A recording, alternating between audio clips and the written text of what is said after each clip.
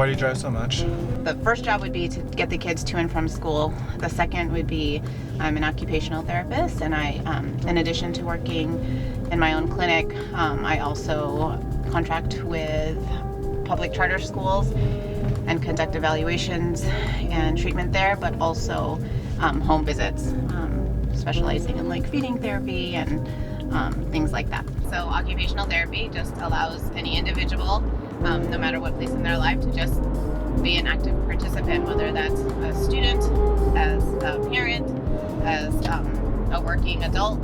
So for occupational therapy, particularly in pediatrics, which is what I do, is to help that child function in their daily life. So that means going to school, being a brother or sister at home, playing games, being able to dress themselves and feed themselves. Now tell me that with your chin tucked like this. Hooray! Hooray! That's loud! Do it again, chin tuck. Do you hear the difference? Chin tuck, arms up.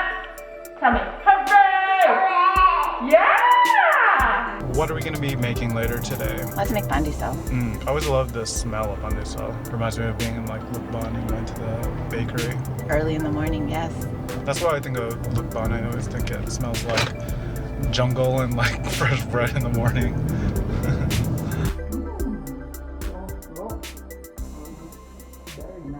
You just find, you know, like Filipinos very much go into like healthcare, like it's very traditional for nurses, and I think that comes from a lot of the aspects of being caring and nurturing and just having the strength to follow it through. Yeah, I think that's probably a trait, right? The people that are close in my tribe that are Filipino, and we always joke about like the matriarch, the strong Filipino woman, and being independent, but we're just natural caretakers, I feel like. And then when it comes down to our family and friends, like the mama bears come out in us, right? When you want to share Filipino culture with other people, how do you usually do that? Food. Have you made pandesal for anyone? I have made pandesal.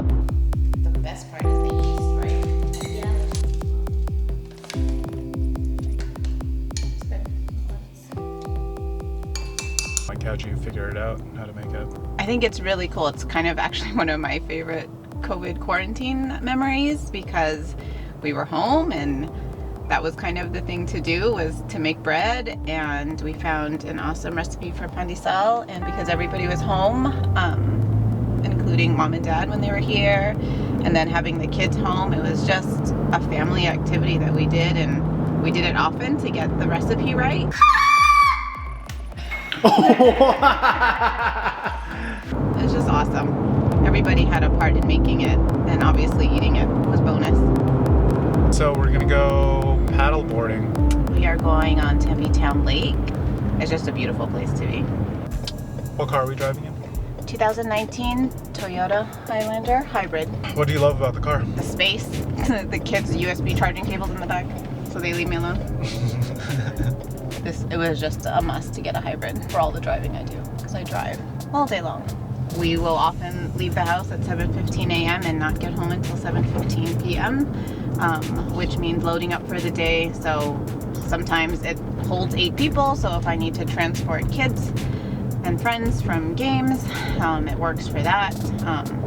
It allows me to pack for the day, as far as if we're going from practice to practice, all of their soccer, volleyball gear, all the stadium or lawn chairs. If I have to pack a cooler for food and drinks for the day, it's ready. So paddleboarding, that's kind of a new thing for you, but what do you love about it? Just being on the water. I think probably the closest thing we can have to water here are the man-made lakes, the Salt River too. So just the peace on the water, it's just so beautiful. What made you want to do pediatrics? I always knew I would do pediatrics. I think when I initially went to college, I was like that typical bio-sci major that was going to be a pediatrician, and then I realized how long I would be in school and maybe how much debt I would be in after many years in school. And so my joke, but I think it's partially true, is I had to decide whether or not to take OChem at UC Davis, and I said no OChem, and one of the fields that didn't require OChem for graduate school was occupational therapy, in addition to amazing fieldwork rotations at UC Davis between Shriners Hospital, the YOLO Adult Day Health Center, UC Davis, the Hand Therapy Center. So again, I was just exposed to the breadth of OT right from the beginning, which is why I fell in love with it, because I knew that if I got bored in one area of it, I could easily transition and learn another practice area. How do you find like having that Filipino identity being a strength for you? One of our strengths when I think about Filipinos in America is assimilation, right? We take the best of all the cultures and all the foods and all the languages, right? That's kind of like the history of Filipinos, like taking the best of all the cultures and just making it our own. I think that's such a strength, right? And I think our ability to adapt.